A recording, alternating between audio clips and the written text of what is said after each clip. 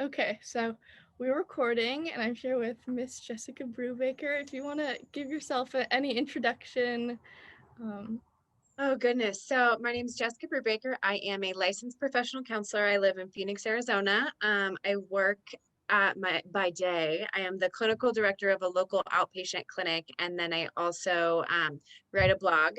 And I am playing with a podcast. I don't know that I can for sure say that it's officially a thing yet. I only have like 12 episodes or something like that.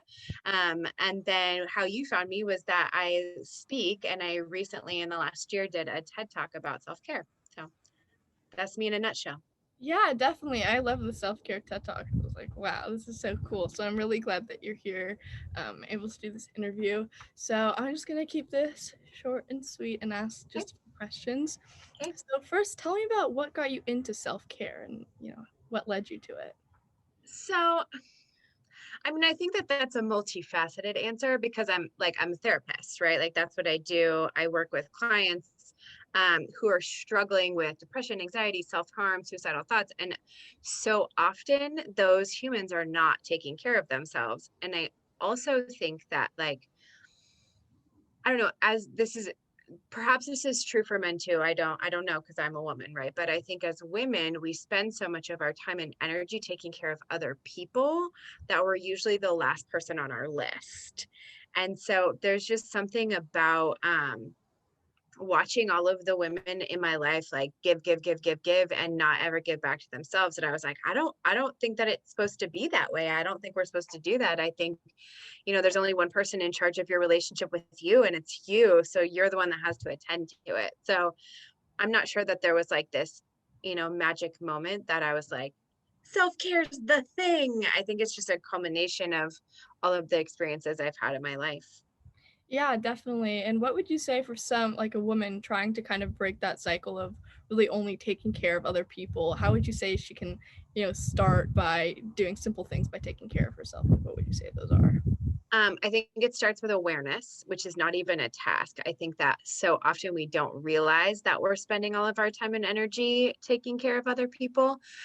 If you're asking for like a tangible tip, I think that for many, I guess I can't say this for every human being in the world, but for many, starting your day with self care. So whether that's like writing in a gratitude journal or doing some yoga or working out or like drinking your coffee in a quiet house, like whatever that is, starting the day like connecting in your relationship with yourself, because it's so easy to get lost over the course of the day. Like sometimes I get to the end of the day and I'm like, did I even go to the bathroom today? I don't like I did I have lunch? Did I drink anything but coffee? I don't, because we just are like go, go, go, go, go all the time. I think that starting with it and being really intentional about that is the best way to get that taken care of. But really it just starts with being aware that you're not taking care of yourself, which doesn't usually happen until things are like blowing up in your face. Yeah, definitely. I think that's something really hard to accept for every day, people going, going, going, and not really taking the time to just focus on themselves. So that's really important.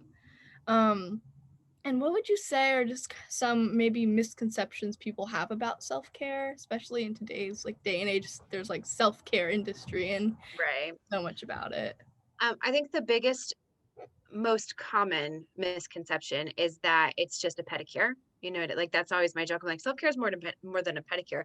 Don't get me wrong. I love a good pedicure, Yeah. but it's not all bubble baths and pedicures. Sometimes like self-care is setting aside time to sit down and pay your bills. Sometimes self-care is setting a boundary in a relationship that's not serving you. Sometimes self-care is making sure your kitchen is clean because that helps you feel settled, or making your bed, or whatever those things are. I think that oftentimes when I'm talking to people, I'm like, oh, so what do you do for self-care? Like how do you nurture your relationship with yourself? And they go, I mean, I get pedicures. And I'm like, cool. So once a month you're going to take care of yourself. What are you doing every day? What's that look like? Yeah, definitely. I think just like kind of stepping away from, I don't know if the media or like industry's kind of idea of self-care, but really finding your own way to actually, create a cycle and a pattern where you're really taking care of yourself and not just, buying things or watching Netflix, which is totally fine, but yeah. Right. it is totally fine. And those things can very easily become not self-care, right? Like watching your favorite show on Netflix because you like This Is Us makes you cry every time, delightful. But sitting on your couch for an entire day watching all 3 seasons, maybe not. You know what I mean? Maybe that's an escape. So, Yeah, totally. I think also just being online and being on screens is also not the best. oh Um, no. but to go off of that, do you have any ways for like specifically teenagers who are kind of on Zoom all the time and on their phones all the time to kind of break away from social media a bit and take a step back from the screens? Um, I think that I think that the intentionality of it is really important, and like kind of creating a routine around those kinds of things. So, especially right now when you are, and I don't know if your school is in person or online or what you guys are doing, but I think right now you're spending so much of your time on a screen because of what's happening in the world that you have to set aside time that is specifically going to not be on a screen. So, something that is helpful for me, it's like an environmental trigger. Right, I have this really pretty basket that's right next to my door, and so when I walk in the door, I hang up my keys, my phone goes in the basket for at least a half an hour, and the first half an hour that I'm home, there's no technology. And don't get me wrong, at some point I'm like, oh, I wonder what's happening on Instagram. Like, I better make sure nobody's like DM'd me, right? That that's a thing. Like I go back to it, but for that half an hour, that is technology free. That is so interesting. I like the fact that you kind of set like a time for yourself. So it's not too overwhelming. Like, no, I have to do a whole detox from social media. Like No, taking a short break. Yeah, that's really interesting and helpful. right. Um, this is to go into your TED Talk, who I don't know if everyone's watched it, who will be watching, but you definitely should watch But it. they should. You can Definitely find it on watch YouTube. it. Yeah. But you talked about how when we're younger, our parents care for us and they do all Mhm. these things for us. Would you say that kind of treating yourself like a child in a sense and giving yourself the basic needs is important? Yeah, I think that you almost have to become your own parent in a way. And please don't get me wrong, when you're, a teenager, and I even up to like 25, like your parents are still doing a lot of the things for you. They're putting a roof over your head, they're helping with finances, they are like, monitoring you to make sure your schoolwork is done. Like that's absolutely true. But there comes this point that happens over a period of time where you're separating from them. And so you have to start being the person in charge of you. You start being the person that feeds you. You start being the person that like sets boundaries and says, "Oh no, I'm not going to go out on a Tuesday because it's a Tuesday and I have work or school tomorrow," right? So you have to start doing those things that your parents were supposed to do for you when you were little for yourself, because you're still a human being in need of oversight, in need of caring, in need of your needs. And so you have to kind of treat yourself that way. Do you behave like a baby? No. But like your needs are different, certainly, but they still need to be attended to. I really like that idea and just kind of to set actual boundaries for yourself and just instead of letting yourself do anything and go to sleep anytime and eat whatever. It's definitely a good idea to kind of look at yourself from a different point of view and be like, is this really what's best for me? Well, and for me, that's like my little basket, right? That's what that is. That's okay, Jessica, you're going to be grounded is a strong word, but like you're going to be grounded from your phone for the first half an hour that you're home because you want to connect with the people in your life. Like, play with your kitten, give your husband a hug, maybe eat some food, drink some water because you probably haven't all day, which is why you didn't go to the bathroom all day. Like, what do you need to do to take care of yourself? And that's just going to be over there. Like that's what that is. That is a boundary. Yeah, definitely. And I think when we're all kind of in our busy everyday lives, we kind of forget to go back to basics and like really check in on ourselves. So just setting time to see if you're really okay and if you need to kind of refocus on something that seems basic, but you know you're not getting enough of it, like drinking water. Like I definitely don't drink enough water throughout the day. Girl, it is a struggle. It Yeah, is a struggle. for real though. So just like I don't know, maybe setting some kind of notification on your phone to drink more water. I mean, just thinking about that, like I should probably do that. So yeah, Mhm. that's definitely Mhm. thing. And just like since we're in the pandemic right now and COVID is everywhere, would you say that your self-care routine or habits have changed during this pandemic time? Me personally or humans as a whole? I'd say maybe you personally, and if you have any advice for people who are finding it more difficult to kind of stick to taking care of themselves in the pandemic, what would you say? So for me personally, I don't know that all that much changed for a couple of reasons. One, like I said, the morning thing, like I hit my morning routine like so hard. Like everything that I do in the morning is the first 2 hours of the day, and I wake up really early so that I can have space to do this is for me. And so I've been working on that for a really long time. So that piece of it didn't have to change so much.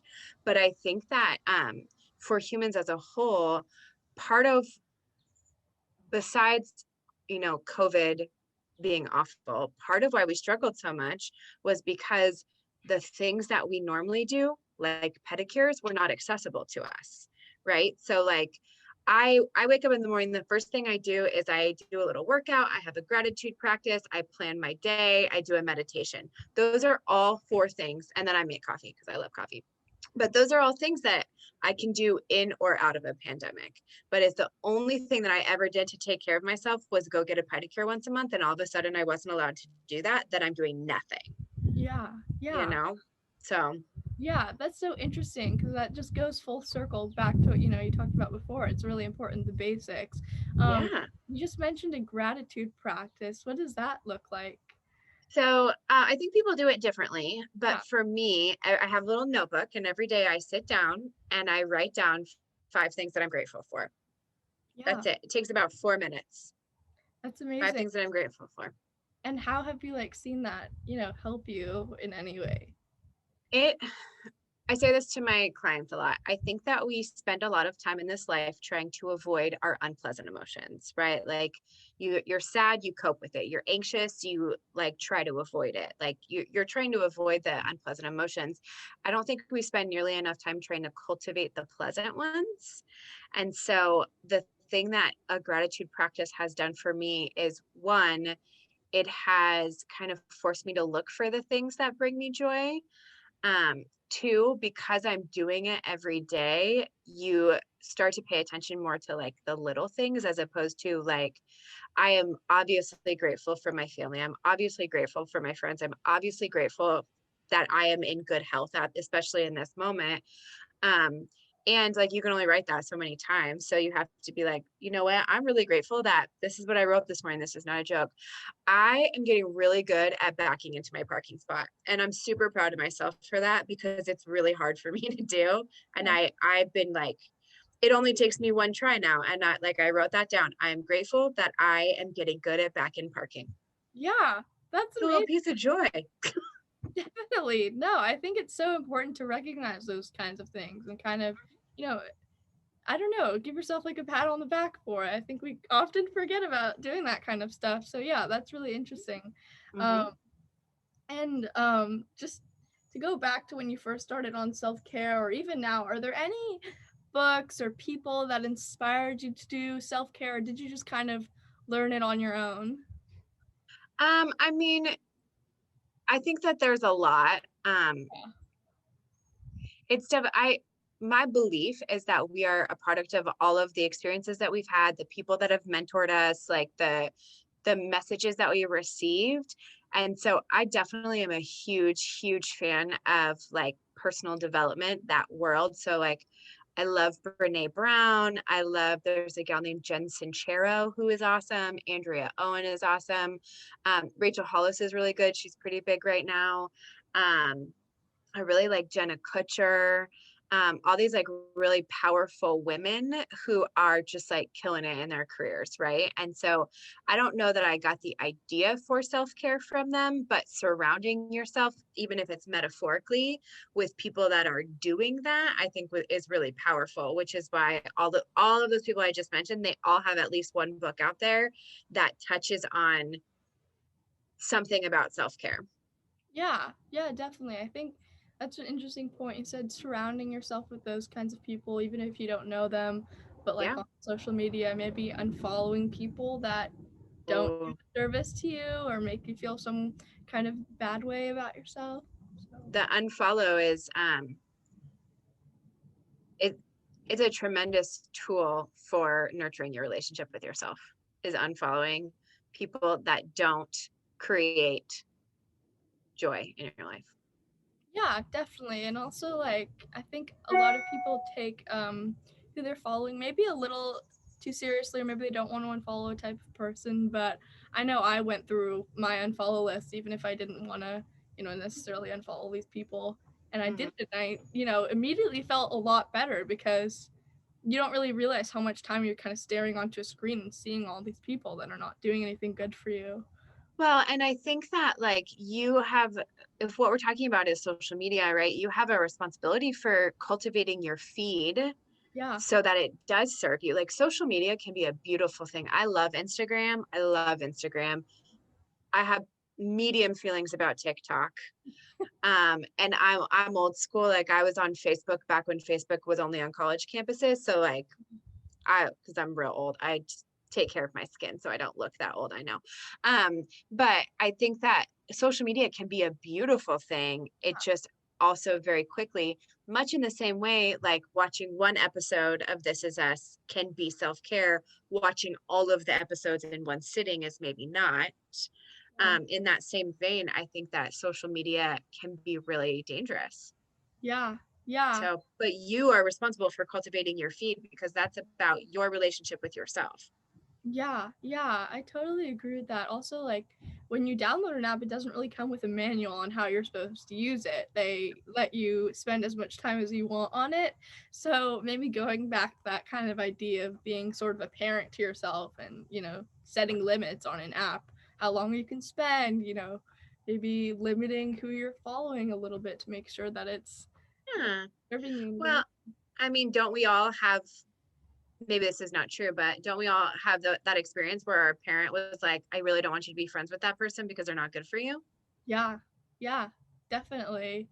Yeah, that's really interesting. And maybe seeing kind of playing into how your body and your mind and your feelings really react when you're around even a certain person or, just being around them and seeing how it really feels and kind of tapping into that and taking a step back and seeing if you should really be around that person. So, friendships is another thing, just, surrounding yourself with good people. Do you have any like things to say on that about who you surround yourself with, maybe I managing mean, friendships?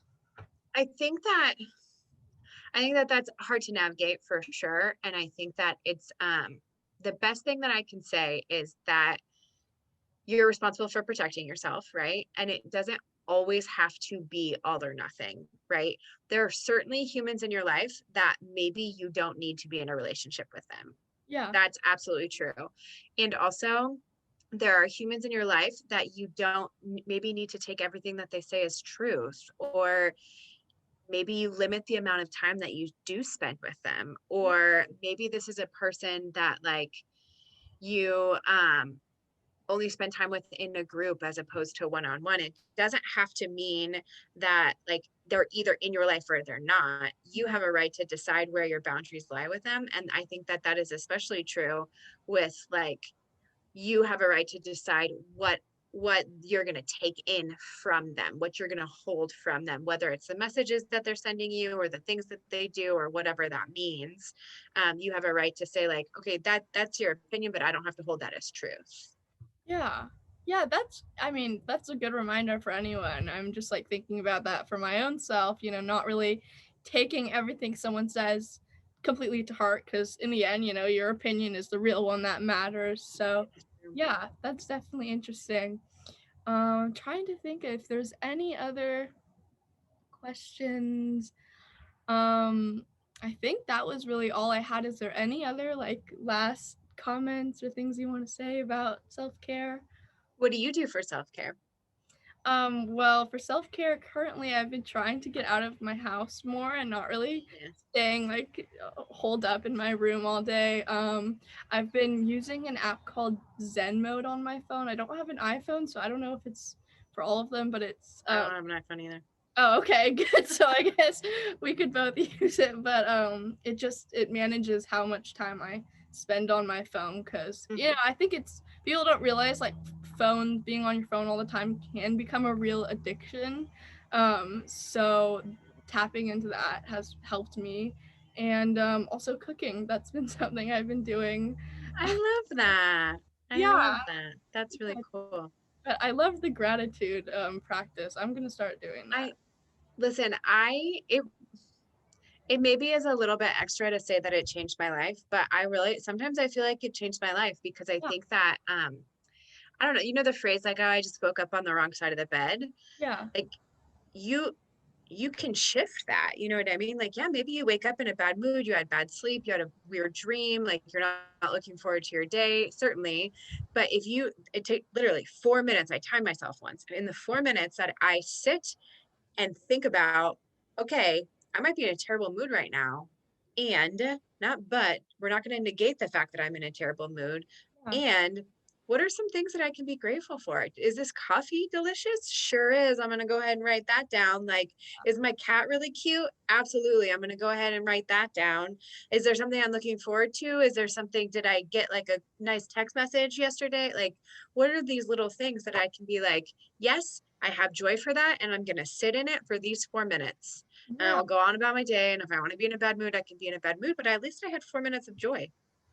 That's like I think that's just such an amazing method to use. I think I mean I have a cat too, and I definitely have noticed myself in quarantine being more like when I'm around her being like, wow, she's like really amazing. She's this amazing Mm-hmm. animal that brings me so much joy. And I think if you're really able to focus on that gratitude and hold that down the road later, you know, you'll be really glad that you had those memories and were able to really Yeah, appreciate who you were with and even what you were that's with true. or what you were doing. So That's true. That's true. yeah, that's really amazing. I really appreciate you, you know, coming here to talk to me. I'm gonna pause the recording in a second, but yeah, thank you so much. I really You're appreciate welcome so much. it.